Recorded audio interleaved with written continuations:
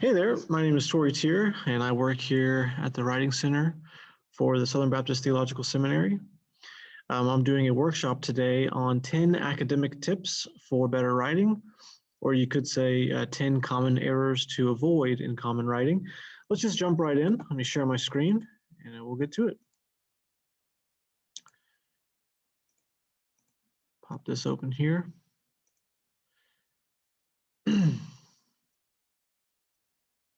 All right, so the first one is passive voice. Do not use passive voice. I put the asterisk because it's not that passive voice is in itself inherently evil. Passive voice is a real construction. It exists for a reason and it serves a certain purpose. The reason why I say don't use passive voice and do use active voice is that you very likely aren't using it well, or you don't know why you're using passive voice instead of active voice. In other words, you are using passive voice by default, not thinking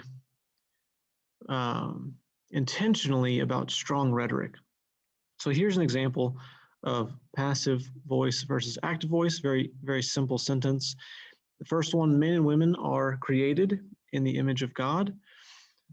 This is weak, first of all, because the subjects, which in this case is compound subject, men and women, are being acted upon. They are not doing the action. They are not the active doers. They are passively receiving the action. Men, and the second issue is who is the one doing the action to men and women? This sentence implies that it's God, but it doesn't say it. And oftentimes when we use passive voice, the doer is not stated and it's not clear. Those are two reasons why passive voice is weak.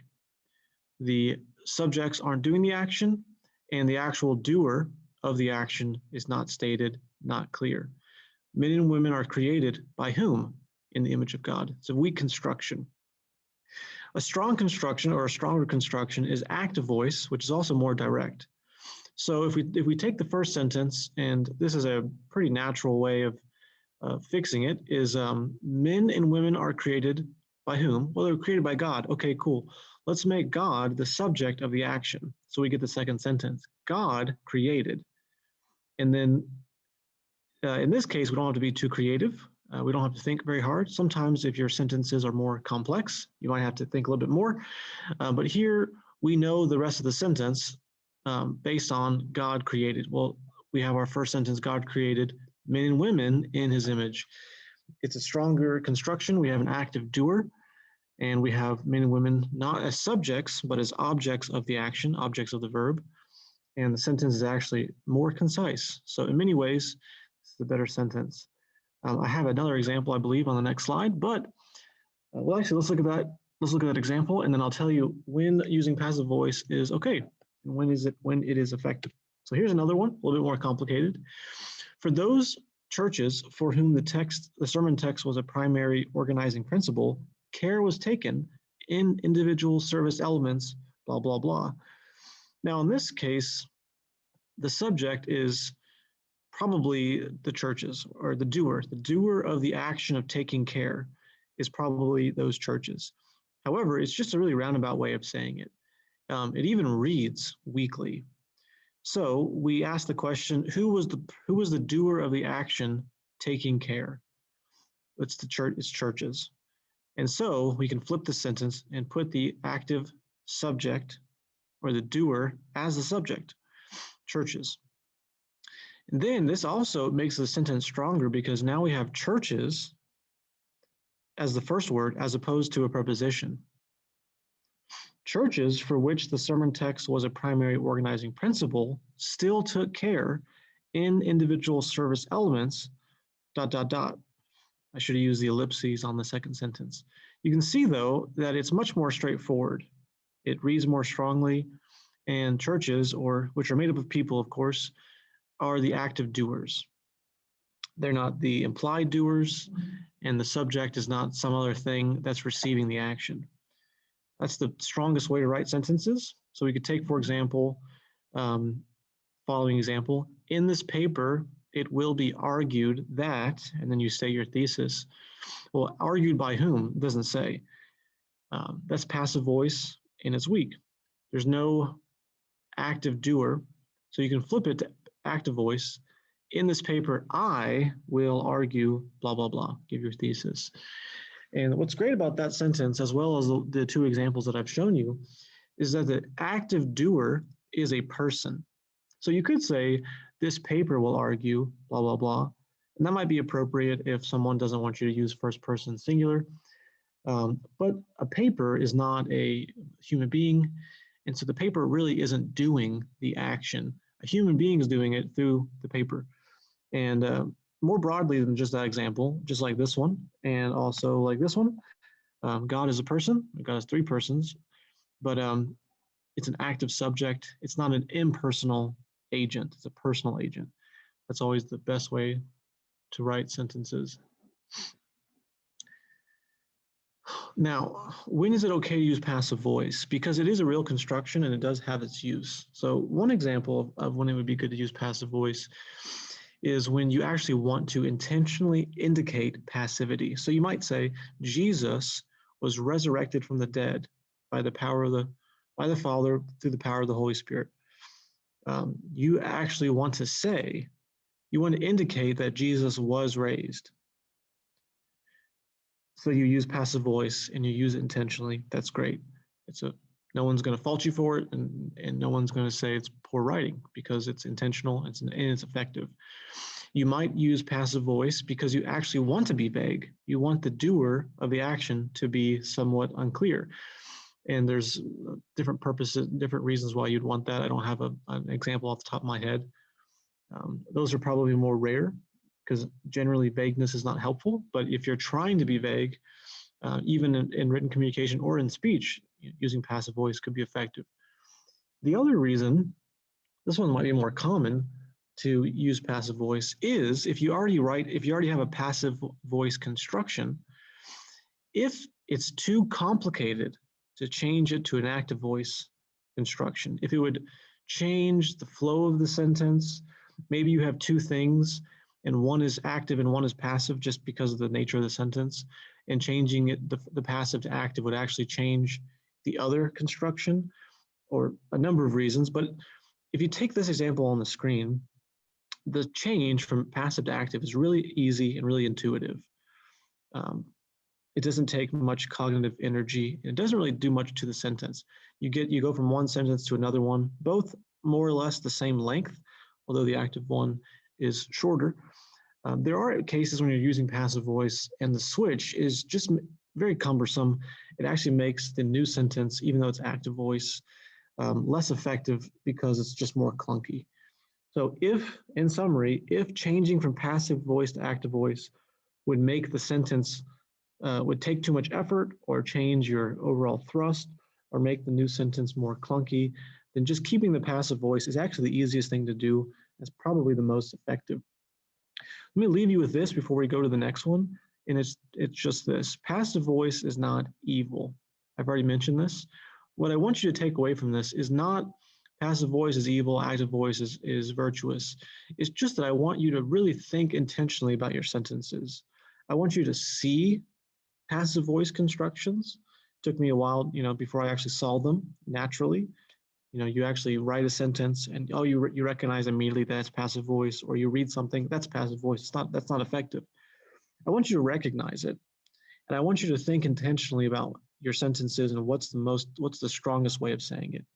So that's really why I give this tip to avoid passive use, is really not that you'll never use it, but that you'll use it wisely. And on the flip side, that you'll use active voice wisely and more often. Let's move on to the second one. This one is called do not use nominalizations, instead use strong verbs. So what is a nominalization? It's taking a naturally verbal idea and turning it into a noun or a nominal idea. So let's look at our example. Finally, 2 objections to the Protestant canon will be discussed and given a rebuttal. Now, if you look at the second one, the green, rebutted, that's a verb. You can see immediately the difference. You have a verb, rebutted, turned into a noun, rebuttal, attached to a weaker noun, given, or not necessarily weak, but less interesting, more common. So the fix is easy. Finally, 2 objections to the Protestant canon will be discussed and rebutted. Yeah, it's even better, not just because it's verbal instead of nominal, but it's actually one word and instead of 3, and the verb is more interesting, rebut, than the previous one, give. Now I ask, how can we improve the second sentence even more?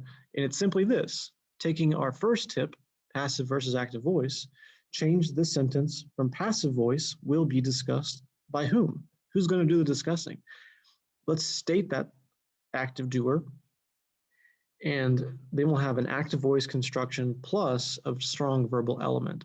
So we might say, finally, I will discuss 2 objections, or you might say, I will discuss and rebut 2 objections to the Protestant canon. If you think about that, that's an even simpler sentence than what we have in either of these two. That's not actually one of my, I think it is actually one of my tips, is to write as concisely as possible. I think that might be number 3. Let's just jump right into it. Oh, I have another example here. This one's more complicated, or at least longer, but it gives you a probably an even better idea of why to avoid nominalizations. So we look at the first one, just the red. I attempted to focus on. I attempted, and there's a complement, to focus on. Now, just looking at the green, just use focus as a verb. I focused on. It's more concise. It's just one verbal idea instead of this noun focus. And this language of attempting, I just corrected this on something I was editing yesterday. The author said, I intend to do this thing. I plan to do this thing. I will attempt to demonstrate, blah, blah, blah. And I simply say, just write as directly as possible. You're not attempting to do anything. You're not planning on doing anything. You actually do those things. Now, how well you do them is left up to the reader to evaluate. You don't need to be concerned with that. And it's not actually more humble to use that language of attempt. Just be direct. I will focus on this thing. I will demonstrate this thing. I will do this thing. I won't plan on it. I won't attempt to. I won't intend to. I just will do. And then you leave it up to the reader to decide how well you do what you do. So I attempted to focus on, change to I focused on. Simpler, more direct, stronger verb. And that's how you avoid nominalization. So now finally going to the third one, which I hinted at a moment ago, is to avoid writing in long convoluted sentences and instead to write simply, directly, and concisely. In other words, try to convey as much information as possible using as few words as possible. Now, of course, there are instances where using more language is helpful because you want to be more explanatory. But as a general rule in academic writing, as opposed to creative writing, for example, you just want to get in and get out. You want to state your point, make your points, and then move on. You don't need to use flowery language, and you don't need to use convoluted language because oftentimes long convoluted sentences detract from clarity and precision, which is really the goal of strong academic writing. So we take these 2 sentences. Tremper Longman III sets out to answer what he considers to be the 3 major questions a Christian needs to have answers for when approaching the New Testament. These questions are, and then he or she lists the 3 questions. Now I want to take this and I want to turn these 2 sentences into one, right? The 3 major questions, these questions are, let's just say it all in one sentence. Tremper Longman addresses 3 major questions for which Christians need to have an answer when they approach the Old Testament. And then you just state them. And notice I use when they approach instead of when approaching. That's not necessarily required, but overall the language is simplified and we've turned 2 sentences into one with the use of a colon, removing the repetition of these questions and then using a colon to just launch right into those 3 questions. Do I have another example? I don't have another example because those examples would tend to be very clunky and wordy. But as a general rule, just think about your sentences, maybe even after you've finished writing your assignment, is how can I take what I have and say it in fewer words? And that going back and cutting down, sometimes that's painful for us because we wrote these words, we love these words, they're meaningful to us. But that final product is actually what we're trying to get at.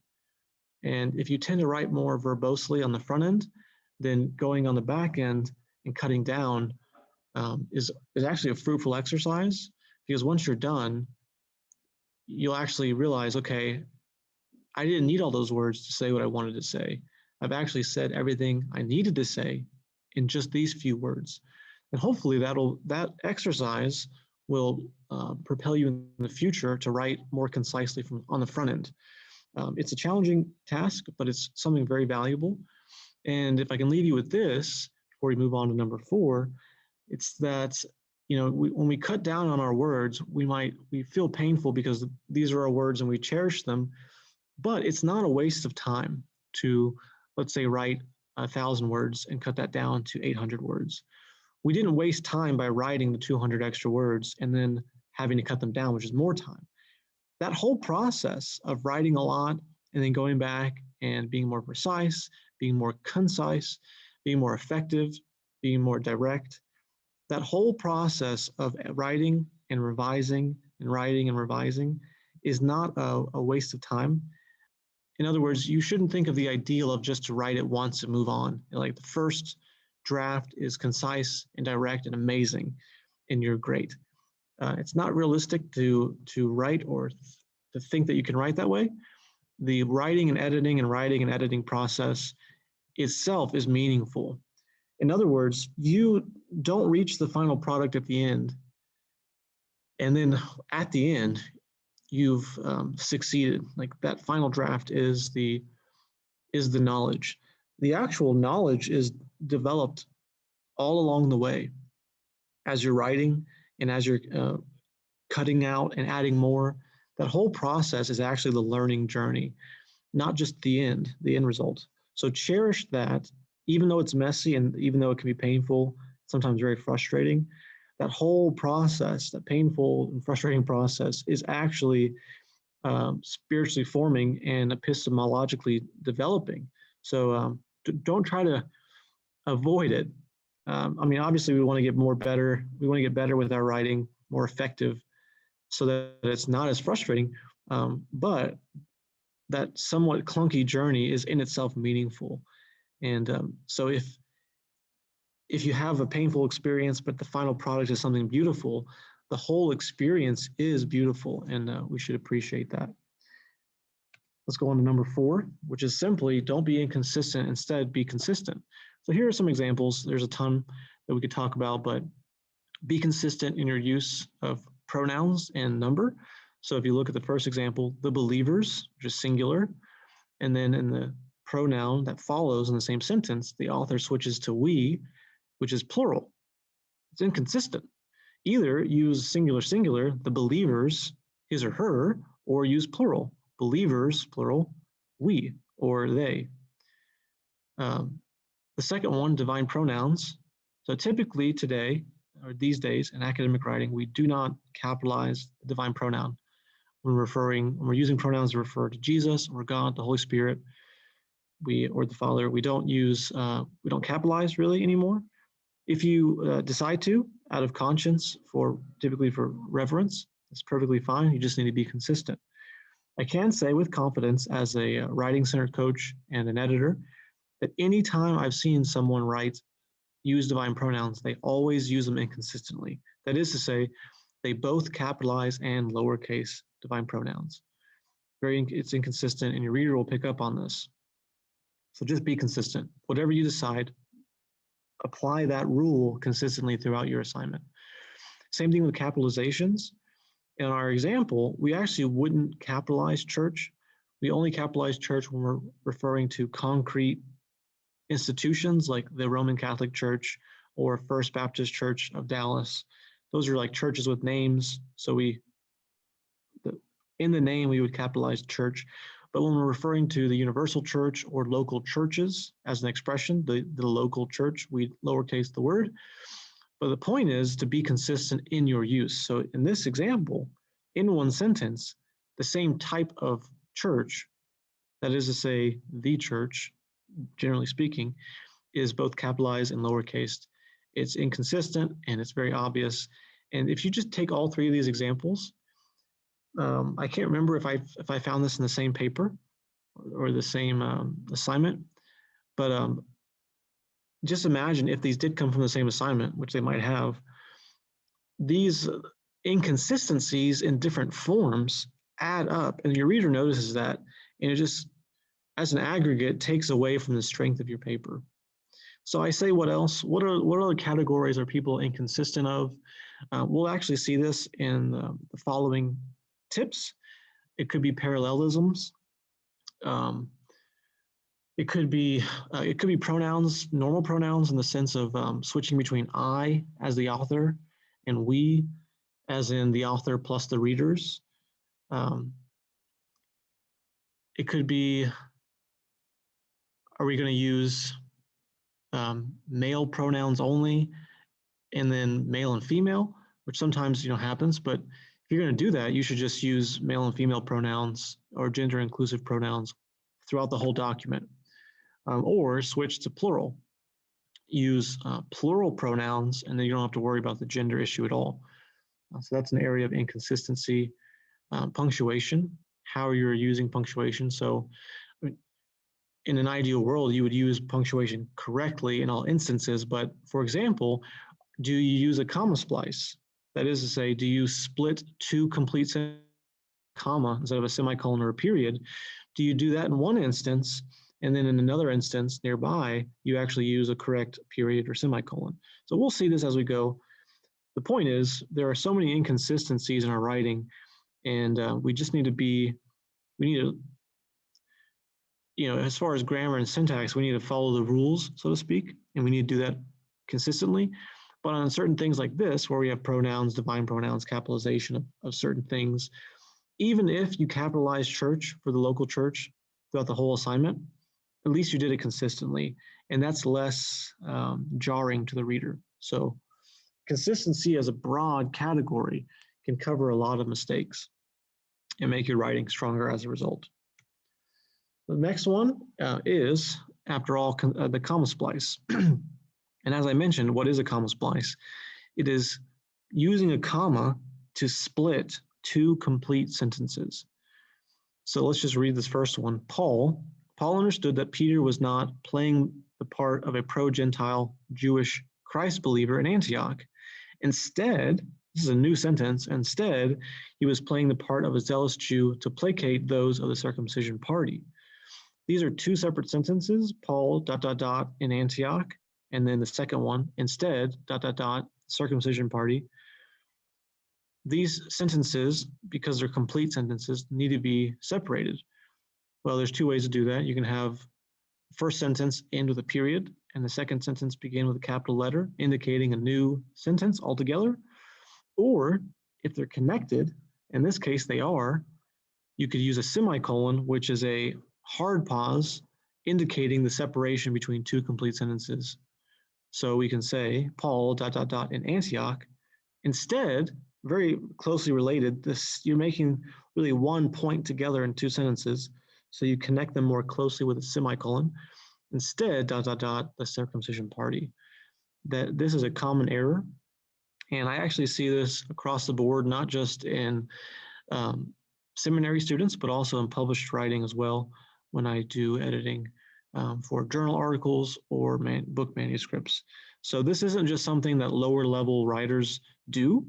This isn't something novices are guilty of. It's something that we're all guilty of. But if we pay more attention, we'll be able to notice these small little issues that, however, have a big impact. Let's go to number 6, which is don't use dangling modifiers, also known as dangling participles.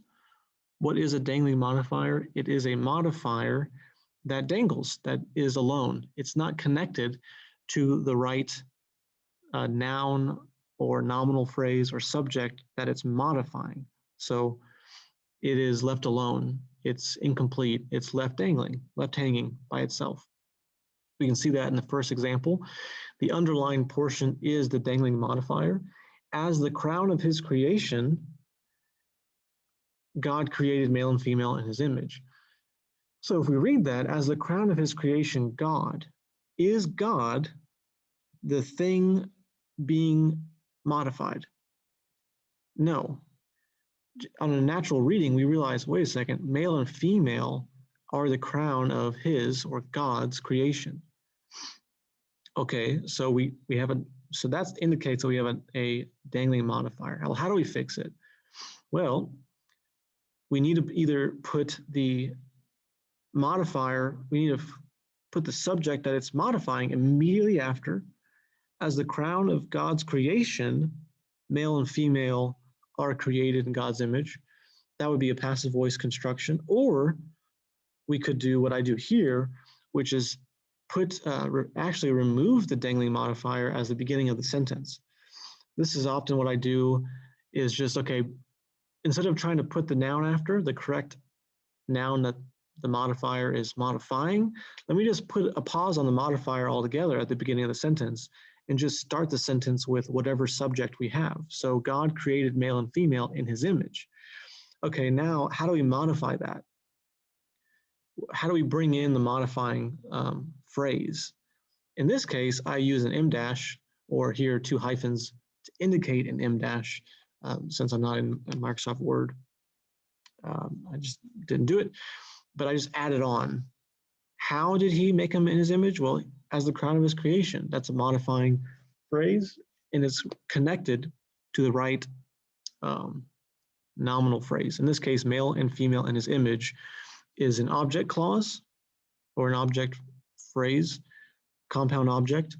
That whole thing is being modified by as the crown of his creation. Let's look at another one. This one will be pretty easy to see. There's 2 examples. Having established an understanding of that biblical community, Exodus 18, 13 through 26 will show us blah, blah, blah. Now, we have this modifying or dangling modifier, dangling participle, having ing. Is Exodus 18 the thing that has established?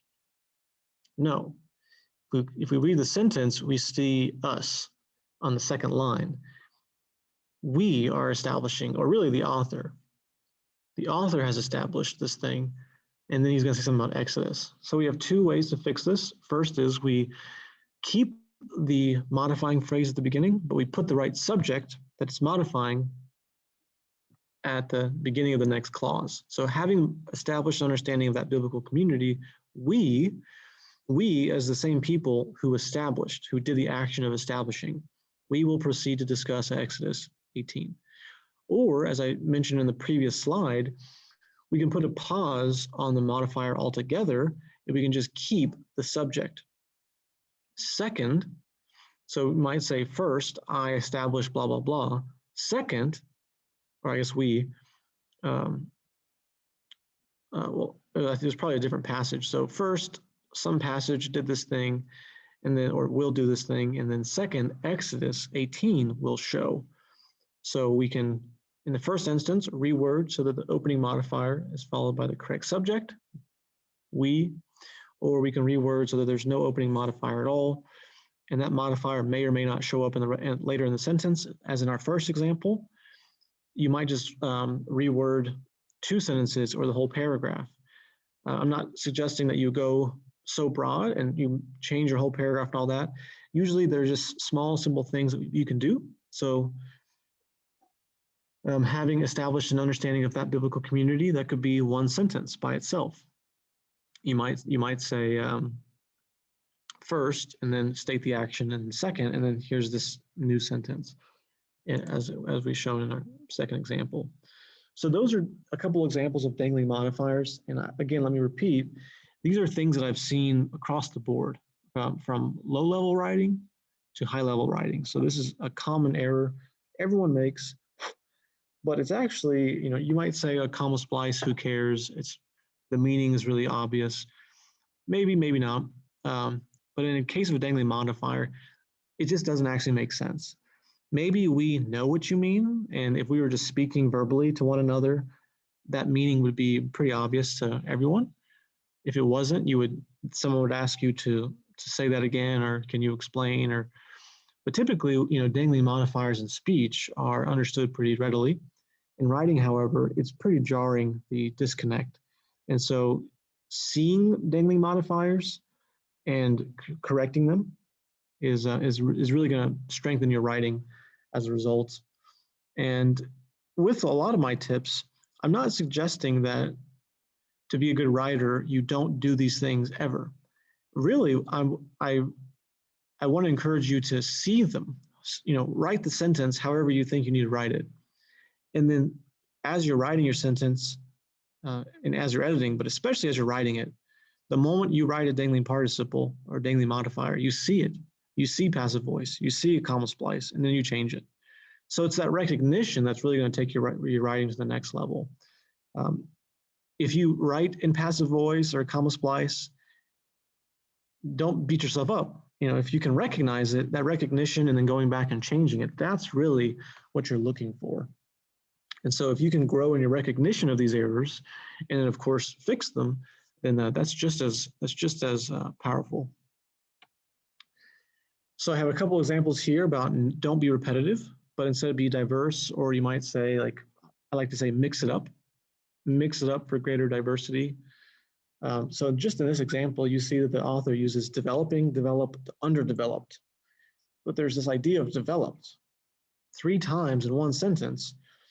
And as a reader, I'm thinking, say something different, use different verbal ideas. So, keep developed maybe 1 out of 3 times, maybe even 2 times, but change the language. So you might say, when I first began developing the idea that would develop into a thesis proposal, you might say, when I first began forming the ideas that would develop into a thesis proposal, or when I first began developing the ideas that would turn into a thesis proposal or something like that, I sincerely thought that the role of beauty in theology was underdeveloped, or lacked consideration, or was not underfed, but underutilized or underappreciated. So just thinking about, again, you have the sentence with 3 of the same words, more or less, the same verbal ideas. Having that sentence on the first draft is not bad. It's, let's look at this and just think, how can we make this stronger? Which, as an editor, is what I do. I highlighted the sentence for the student or the writer, could have been a professor or someone else, and I just highlighted the 3 words and I said, hey, consider using different language, mix it up a little bit. If someone sent me a paper through the Writing Center, I would say the same thing. I would highlight the sentence and just say, hey, mix up your verbiage for greater effect. So this is a verbal repetition. Here's another example. Of course, we're not going to read it, but it's an example of subject repetition. So if you look at the highlights, the student has said basically the subject, the conceptual subject, which is Jubilees 3520. That's really the thing that he's been talking about this whole section, and he's summarizing. So Jubilees 3520, Jubilees 3520, Jubilees 3520. It makes my head spin. In my mind, in your paragraph, all you really need to do is say Jubilees 3520 probably once, maybe a couple times, but you would separate that in different sentences at least. Try to mix it up. So Jubilees 3520, the passage under consideration, in verse 20.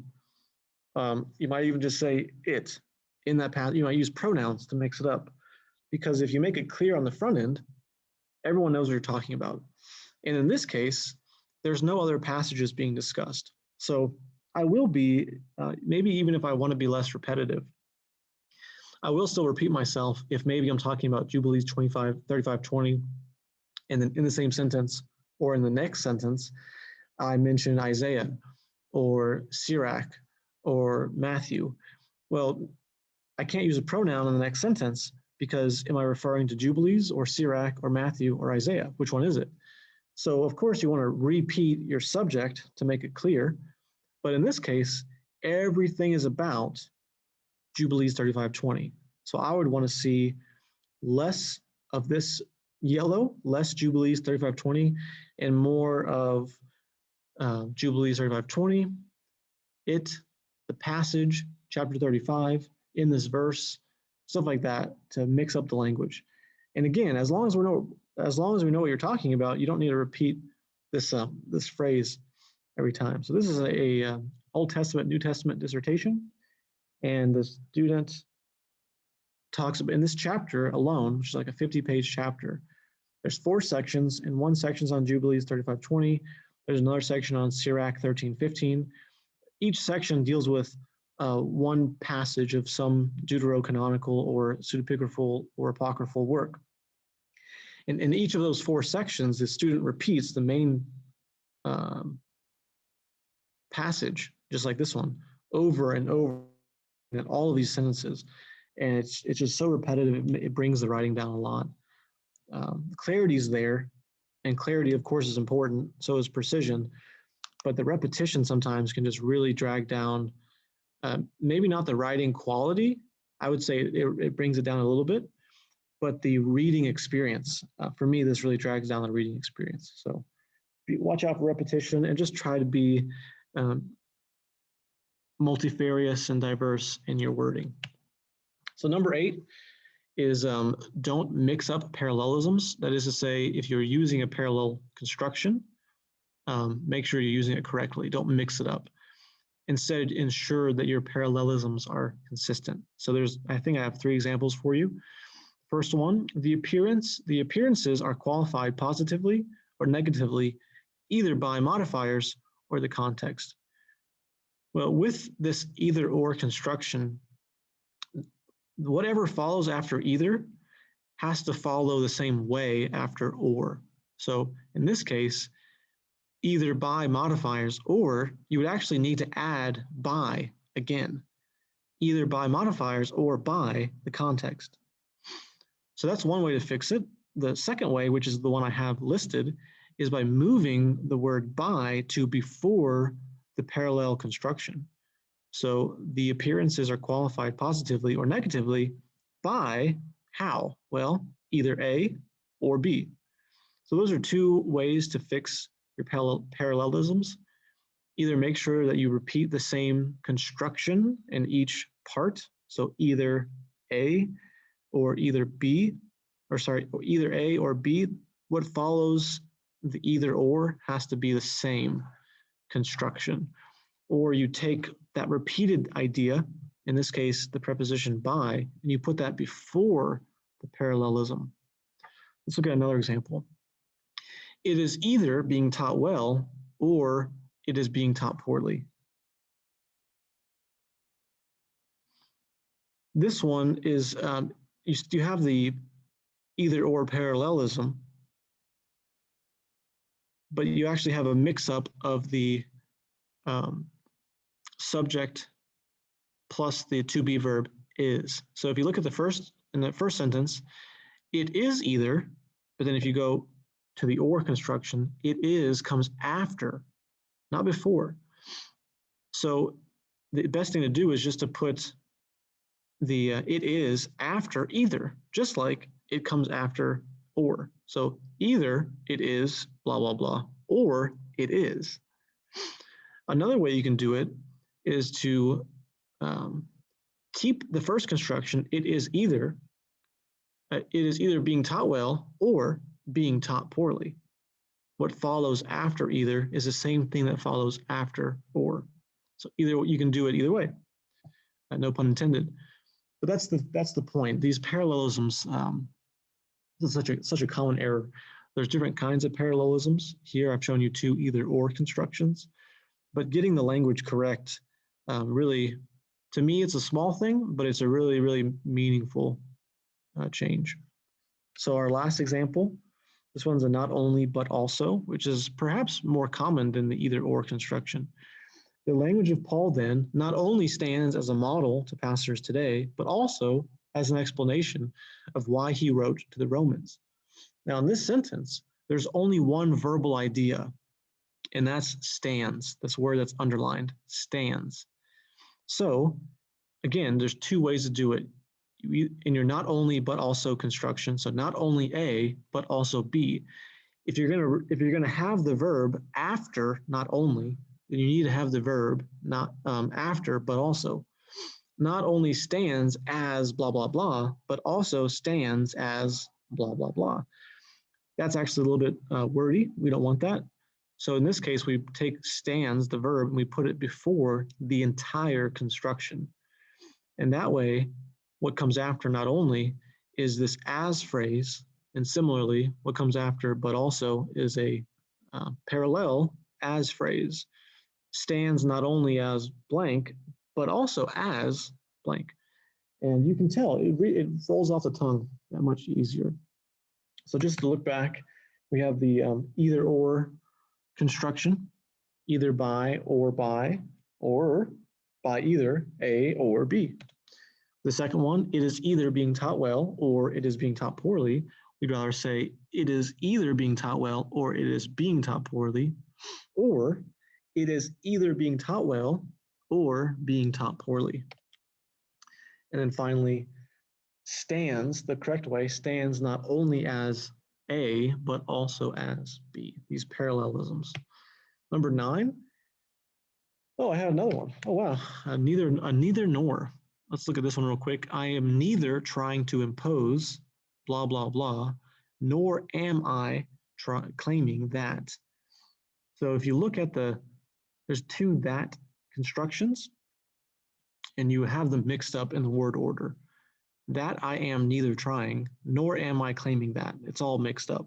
So if you look at the second one, note that I am neither trying to impose divine human agency on Paul's thought, nor claiming that Paul must have these categories in mind, or probably have had.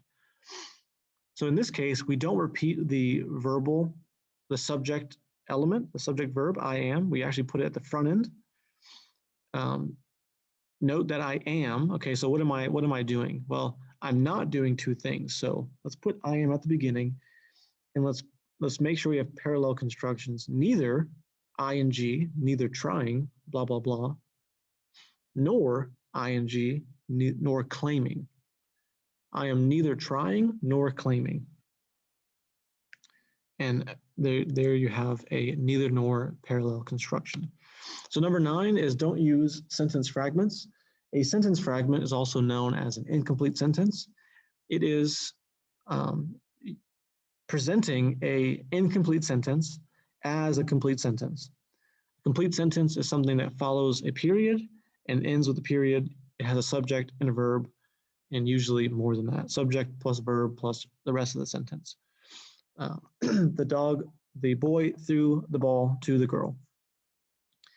An incomplete sentence or a sentence fragment doesn't have either a subject or doesn't have a main verb or some mixture of some error that keeps it from being a complete sentence. Here is an example where the for clause, so there's a first sentence, it would be true to say blah, blah, blah.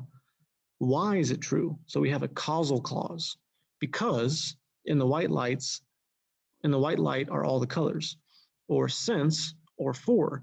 That for clause is causal. It can't stand alone as its own sentence. Now this happens very often, even among published authors, and I know some people use it on purpose. They use it intentionally for effect. You know, maybe that's how you feel. I personally don't like that. That's just my opinion. But I am accepting of authors who know the rules and who break them on purpose for a certain effect. I do the same myself. In certain instances, this would not be one of them for me. For me, I would just add the comma and show that what follows after is the reason for what precedes. Sentence fragments. Beware of these. Happens frequently, but probably most often it happens in this instance with the subordinate causal clause. And this last one is not so much an error. It's just a tip. It's just a tip to leave you with, and that is to not be the only one who reads your work. Literally anyone else needs to read it, but not just you. And why is that? Well, you've been in your paper or your assignment for too long. Not only is your head all mixed up and you've been in this and overthinking it and writing and rewriting and adding, subtracting, you're just in too deep. But also, if you go back and edit, and this happens to me as well, because you've been in the material for so long, your mind will actually glide over errors and typos. But if you have anyone else read it, they're not you. They haven't been in the subject, and they're fresh. They're unbiased. They're unaffected. So they have a better chance of noticing typos, and also noticing certain constructions like the previous 9 that I've mentioned that you might not notice because, well, you might not be aware of those, that certain constructions are errors, but more than likely, you've just been writing for so long that your writing now sounds natural to you, and these errors might not present themselves. But to a fresh person, they would. So anyone could be a family member or a friend, an expert or a non-expert. It doesn't have to be a fellow seminary student or a published scholar. It could be your spouse or your sister or a friend, just anyone. You could form a writing group where you're reading your friend's work and they're reading yours. And maybe that's effective because you're maybe in the same class. And so you both have some similar at stake. And going back to the expert, non-expert, and don't think that using a non-expert, or maybe like if you're a seminary student, I can't use a non-seminary student because they don't get it. Well, my suggestion is not to find people who are at your level of education to critique your ideas. I'm talking about your writing itself. So a non-expert is just as helpful in looking at your sentences. If your sentences don't make sense, they're not going to make sense to anybody. It doesn't matter if you're an expert or non-expert. And finally, the last one, to read aloud. So of course, it's great to have someone else read your paper, but it's also effective for you yourself to read your words slowly and out loud. That helps you probably catch more typos than you would if you just read it in your head with your, by looking at the page or looking at the computer screen. So let me give you an example of what I do. I have had a writing group before, or me and a peer in the PhD program. We would read each other's stuff and offer feedback. But my main writing and editing process is this. I am a PhD student in systematic theology. My wife is not a PhD student. She is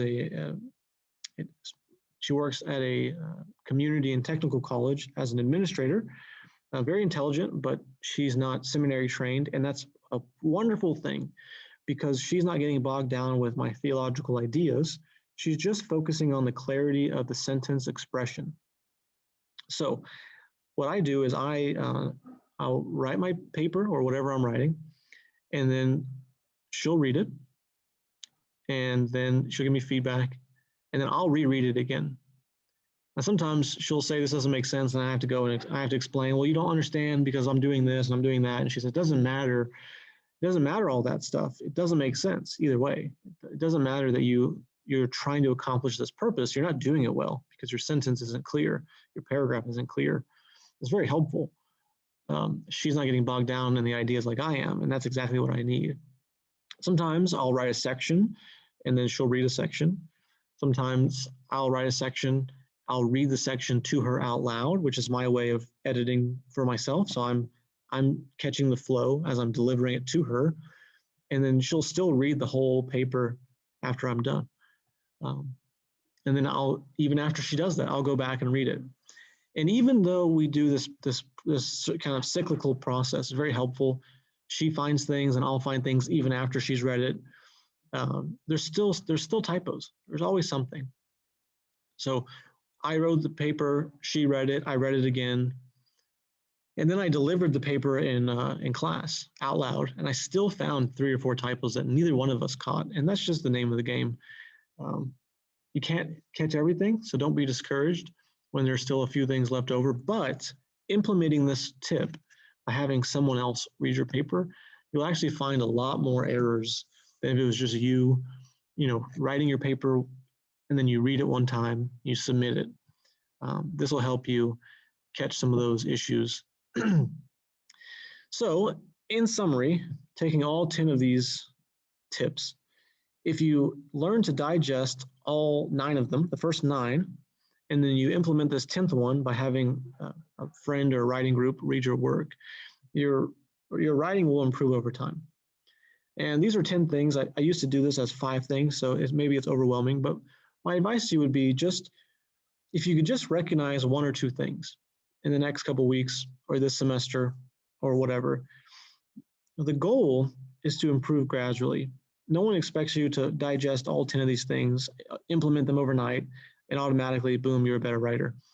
It would be nice if that was the case, but unfortunately it's not. Instead, it's kind of a process of gradually improving.